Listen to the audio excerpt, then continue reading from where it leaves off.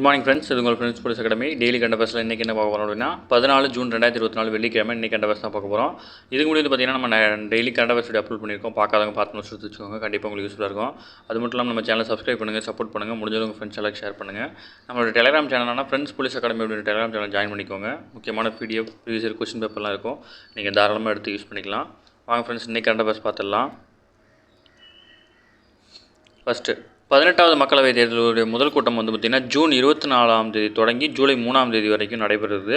இதேபோல் மாநிலங்களவையின் 264வது அமர்வு வந்து பார்த்திங்கன்னா ஜூன் 27 தொடங்கி ஜூலை 3 வந்து முடியுது. இது மாநிலங்களவைக்கு ஏன் இந்த 264வது அமர்வுன்னு கொடுத்துருக்காங்க அப்படின்னா, மாநிலங்களவை வந்து கலைக்க முடியாது. ஓகேங்களா, இதுவும் கொஸ்டின் தான், ஸ்கூல் புக்கில் இருக்குது. அடுத்து பார்த்திங்கன்னா மக்களவைத் தேர்தலுடைய முதல் கூட்டம் வந்து பார்த்திங்கன்னா இரு அவைக்கும் சேர்த்து 27ஆம் தேதி கூட்டமாக குடியரசுத் தலைவர் கூட்டி அதில் வந்து தன்னுடைய முதல் உரையாற்றுவார். ஓகேங்களா, மக்களவைத் தேர்தல் முடிஞ்சு முதல் கூட்டத்தில் வந்து பார்த்திங்கன்னா குடியரசுத் தலைவர் உரையுடன் தான் வந்து பார்த்திங்கன்னா கூட்டம் வந்து தொடங்கும். அந்த கூட்டத்தில் வந்து பார்த்திங்கன்னா முதல் நாளில் வந்து பார்த்திங்கன்னா புதிய எம்பிக்கள் வந்து பதவியேற்பாங்க. இதையொட்டி இடைக்கால அவைத்தலைவராக தேர்ந்தெடுக்கப்படுவார் ஒருத்தர். ஓகேங்களா, இடைக்கால அவைத்தலைவராக ஒருத்தர் தேர்ந்தெடுக்கப்பட்டு அதுக்கப்புறம் பார்த்திங்கன்னா அவருடைய தலைமையில் வந்து பார்த்திங்கன்னா புதிய மக்களவையுடைய தலைவர், அதாவது சபாநாயகர் வந்து தேர்ந்தெடுக்கப்படுவார். ஓகேங்களா, இதில் வந்து பார்த்திங்கன்னா அந்த மக்களவையினுடைய இடைக்கால அவைத்தலைவர் யாராக இருப்பார் அப்படின்னா, மக்களவையின் மிக மூத்த எம்பி யாராக இருக்காங்களோ அவங்கள தான் வந்து பார்த்திங்கன்னா அதனுடைய தலைவராக வந்து நியமிப்பாங்க. ஓகேங்களா, கடந்த முறை வந்து பார்த்திங்கன்னா எம்பியான ஓம் பிர்லா அவர் தான் வந்து பார்த்திங்கன்னா அவைத்தலைவராக செயல்பட்டார். ஓகேங்களா, அடுத்து தமிழ்நாட்டில் வந்து பார்த்திங்கன்னா டீசலுக்கு மாற்றாக சிஎன்ஜி எல்என்ஜி எனப்படும் இயற்கை எரிவாயு மூலம் வந்து இயக்கப்படும் பேருந்துகள் வந்து பார்த்திங்கன்னா சோதனை ஓட்டமாக தொடங்கி வைக்கப்பட்டிருக்கு. அடுத்து பண்டைய சமண மரபு அப்படின்ற புத்தகத்தை வந்து பார்த்திங்கன்னா முதல்வர் மு.க. ஸ்டாலின் வந்து வெளியிட்டிருக்காரு. இந்த புத்தகத்தை யார் எழுதியிருக்காங்க அப்படின்னா, தமிழ்நாட்டின் பண்டைய சமய மரபு குறித்து எழுத்தாளர் ருச்சி பிரீதம் அவங்க தான் வந்து பார்த்திங்கன்னா இது எழுதியிருக்கிறாங்க.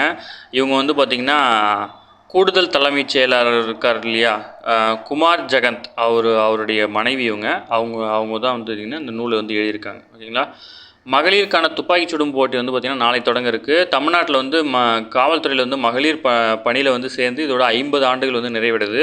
1973ஆம் ஆண்டு தான் வந்து பார்த்திங்கன்னா தமிழக காவல்துறையில் வந்து பெண்கள் வந்து இணைக்கப்பட்டாங்க.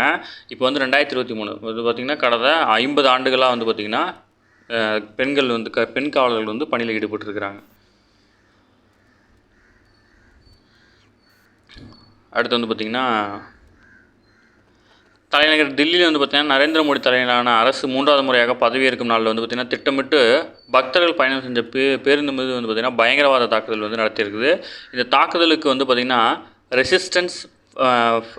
ரெசிஸ்டன்ட் ஃப்ரண்ட் அப்படின்ற பயங்கரவாத அமைப்பு வந்து பொறுப்பேற்றிருக்கிறாங்க. ஓகேங்களா, இது நீங்கள் நியூஸ்லேயே பார்த்துருப்பீங்க. பேருந்து ஒன்று மேலே வந்து பார்த்திங்கன்னா தாக்குதல் நடத்தப்பட்டிருக்கும். அடுத்து முக்கியமானது டென்மார்க்கில், அதாவது உள்ளாட்சிகள் வந்து பார்த்திங்கன்னா டென்மார்க்கில் உள்ளாட்சி தான் வந்து பார்த்திங்கன்னா உலகிலேயே தனக்கான நிதியை வந்து அதிகம் உருவாக்கி கொள்ளும் அமைப்பாக வந்து பார்த்திங்கன்னா இருக்குது. இது வந்து 40% வருவாயை வந்து பார்த்திங்கன்னா அதனுடைய அந்தந்த உள்ளாட்சி அமைப்புகளே வரியின் மூலம் வந்து உருவாக்கி கொள்ளுது. ஆனால் இந்தியாவில் அப்படி இல்லை. இந்தியாவில் இருக்கிற உள்ளாட்சி அமைப்புகள் பார்த்திங்கன்னா 80% நிதி வந்து பார்த்திங்கன்னா மத்திய அரசு வந்து பார்த்திங்கன்னா 80%, மாநில அரசு 15 ஓகேங்களா வழங்குது. மீதி 5% நிதியை மட்டும்தான் உள்ளாட்சி அமைப்புகள் வந்து அந்த நிதியை வந்து தங்களுடைய வரிகள் மூலம் வந்து பார்த்திங்கன்னா திரட்டிக்கிறாங்க. ஹைதராபாத்தில் இயங்கும் தேசிய ஊரக வளர்ச்சி மற்றும் பஞ்சாயத்து ராஜ் நிறுவனம் என்பது இந்திய அரசாங்கத்தின் ஊரக வளர்ச்சித்துறைக்கு சிந்தனை கருவூலமாக செயல்படும் நிறுவனம். இந்த நிறுவனம் தான் வந்து பார்த்திங்கன்னா இந்திய அரசுக்கு வந்து கொள்கைகளையும் முடிவுகளையும் திட்டங்களையும் உருவாக்க ஆலோசனை தரும் நிறுவனமாக இருக்குது. சரிங்களா, அடுத்து வந்து பார்த்திங்கன்னா இத்தாலி பிரதமர் வந்து பார்த்திங்கன்னா 3வது முறையாக பதவியேற்று முதல் வெளிநாட்டு பயணமாக வந்து இத்தாலி G7 உச்சி மாநாட்டுக்கு வந்து சென்றிருக்கிறாரு. இம்மாநாட்டு அமர்வில் வந்து பார்த்திங்கன்னா செயற்கை நுண்ணறிவு, எரிசக்தி, மத்திய கிழக்கு பிராந்திய சூழல் உள்ளிட்ட விவகாரங்கள் குறித்து வந்து பார்த்திங்கன்னா கவனம் செலுத்தப்படும் அப்படின்னு சொல்லிட்டு அவர் வந்து தெரிவிச்சிருக்கிறாரு. அடுத்து வந்து பார்த்திங்கன்னா அருணாச்சல முதல்வராக வந்து பார்த்திங்கன்னா பெமகாண்டு வந்து பார்த்திங்கன்னா பதவியேற்றிருக்கிறார். ஓகேங்களா, அவர் கூட வந்து 10 புதிய அமைச்சர்களும் பதவியேற்றிருக்கிறாங்க. தேசிய பாதுகாப்பு ஆலோசகராக வந்து பார்த்திங்கன்னா அஜித் தோவால் வந்து மீண்டும் நியமனம் செய்யப்பட்டிருக்காரு. இவர் வந்து நியமனம் செய்கிறது இது 3வது முறை. இவர் வந்து IPS ஆஃபீஸர். இவர் வந்து பார்த்திங்கன்னா தேசிய பாதுகாப்பு ஆலோசகராக வந்து நியமிக்கப்பட்டிருக்காரு. அது மட்டும் இல்லாமல் பிரதமரின் முதன்மை செயலாளராக வந்து பார்த்திங்கன்னா PK மிஸ்ரா வந்து பார்த்திங்கன்னா மீண்டும் வந்து நியமனம் செய்யப்பட்டிருக்காரு. ஓகேங்களா. இந்த நிலையில் வந்து தேசிய பாதுகாப்பு ஆலோசகராக அஜித் தோவால், பிரதமரின் முக்கிய செயலராக வந்து பார்த்திங்கன்னா BK மிஸ்ரா நியமிக்கப்பட்டிருக்காங்க. 2005ஆம் ஆண்டு தான் பணி ஓய்வு பெற்றிருக்காரு. யார் அப்படின்னா அஜித் தோவால். அவர் வந்து 2005 பணி ஓய்வு பெற்றதுக்கு அப்புறம் வந்து பார்த்திங்கன்னா பாதுகாப்பு ஆலோசகராக வந்து நியமிக்கப்பட்டிருக்காரு. இவருடைய பதவி காலத்தில் வந்து பார்த்திங்கன்னா கேபினெட் அமைச்சருக்கு இணையான அந்தஸ்து அதிகாரம் வந்து பார்த்திங்கன்னா அவர் பெறுவார். மேலும் இவரது நியமனத்தின் விதிமுறைகள் மற்றும் நிபந்தனைகள் வந்து தனித்தனியாக அறிவிக்கப்படும் அப்படின்னு சொல்லியிருக்காங்க இவங்க 2 பேர் நியமனத்தையும். அதே போல் வந்து பார்த்திங்கன்னா பிரதமரின் முதன்மைச் செயலராக ஓய்வு பெற்ற IAS அதிகாரியான PK மிஸ்ராவின் நியமனத்துக்கு வந்து பார்த்திங்கன்னா மத்திய அமைச்சரவையின் நியமனக்குழு வந்து ஒப்புதல் அளிச்சிருக்கு. பிரதமரின் பதவி காலம் அல்லது மறு உத்தரவு வரும் வரை வந்து பார்த்திங்கன்னா இதில் எது முந்தையதோ அதுவரை வந்து பார்த்திங்கன்னா இருவரும் அந்த பொறுப்பில் தொடர்வார்கள் அப்படின்னு தெரிவிக்கப்பட்டிருக்கு. ஓகேங்களா.